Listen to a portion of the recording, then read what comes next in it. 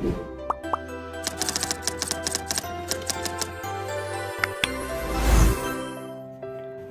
Bapak Ibu Saudara, puji nama Tuhan, kita berjumpa lagi di dalam waktu perenungan firman Tuhan pagi hari ini. Kita berdoa. Bapa di sorga, kami datang lagi kepadamu ya Tuhan, di pagi yang indah ini, menaikkan setiap ucapan syukur kami yang boleh kami rasakan sepanjang malam. Dan hari ini ya Tuhan, sebelum kami masuk di dalam seluruh aktivitas kami mau membaca dan merenungkan kebenaran firman-Mu. Biarlah Engkau memberikan kami pemahaman, supaya melalui firman-Mu, tidak sekedar kami mengerti, tetapi dapat kami terapkan dalam kehidupan kami. Dalam nama Tuhan Yesus Kristus, haleluya, amin. Bapak, Ibu, dan Saudara, tema renungan hari ini adalah menderita karena kebenaran. Di dalam bacaan 1 Petrus pasal 3, ayat 8-12 berbunyi demikian. Dan akhirnya, hendaklah kamu semua seia sekata, seperasaan, mengasihi saudara-saudara, penyayang dan rendah hati. Dan janganlah membalas kejahatan dengan kejahatan, atau caci maki dengan caci maki. Tetapi sebaliknya, hendaklah kamu memberkati, karena untuk itulah kamu dipanggil, yaitu untuk memperoleh berkat. Sebab siapa yang mau mencintai hidup dan mau melihat hari-hari baik, ia harus menjaga lidahnya terhadap yang jahat dan bibirnya terhadap ucapan-ucapan yang menipu. Ia harus menjauhi yang jahat dan melakukan yang baik. Ia harus mencari perdamaian dan berusaha mendapatkannya. Sebab mata Tuhan tertuju kepada orang-orang benar dan telinganya kepada permohonan mereka yang minta tolong. Tetapi wajah Tuhan menentang orang-orang yang berbuat jahat. Demikian jauh pembacaan firman Tuhan. Bapak, Ibu, dan Saudara, di antara kita pasti tidak ada seorang pun yang ingin hidup susah. Tetapi seringkali penderitaan memang tidak dapat kita hindari. Ketika hal ini terjadi, maka nasihat Petrus dalam bagian ini patut kita perhatikan.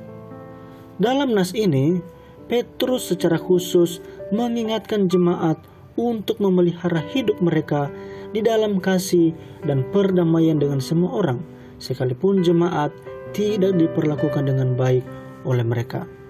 Karena memang itulah yang dikehendaki Allah bagi umatnya. Memang orang yang berbuat baik tidak seharusnya menderita. Akan tetapi, Petrus mengingatkan jemaat bahwa sekalipun mereka telah melakukan apa yang benar dan baik sesuai dengan kehendak Allah, namun tetap harus mengalami penderitaan. Maka hal ini bukanlah hukuman dari Allah, melainkan sebuah kesempatan yang diberikan oleh Allah untuk memurnikan iman mereka. Lalu bagaimana jemaat harus bersikap menghadapi penderitaan itu? Pertama, jemaat harus berbahagia dan bukan takut atau gentar. Dapat kita lihat di dalam ayat 14. Mengapa?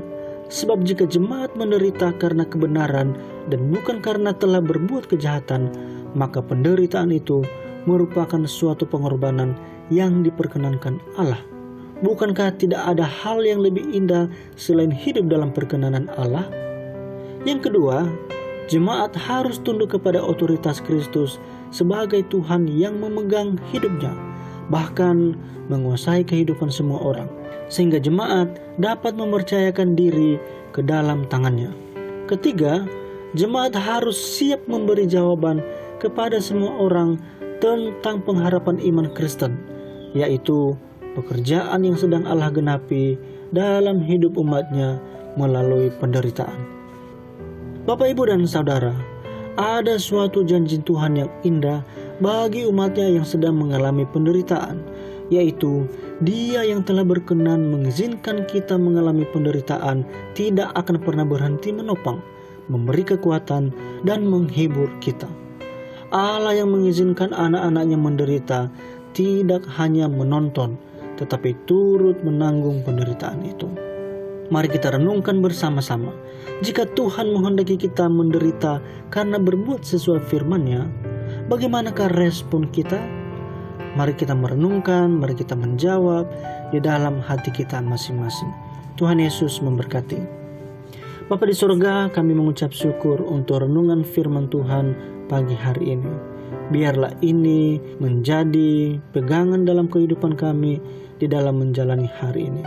Ajarlah kami ya Tuhan untuk terus-menerus belajar akan kebenaran firman ini. Sehingga ya Tuhan, di dalam menjalani setiap kehidupan kami terus kedapatan taat dan melakukan kebenaran-Mu. Berkati kami di dalam menjalani seluruh hari ini di dalam tugas dan tanggung jawab kami masing-masing.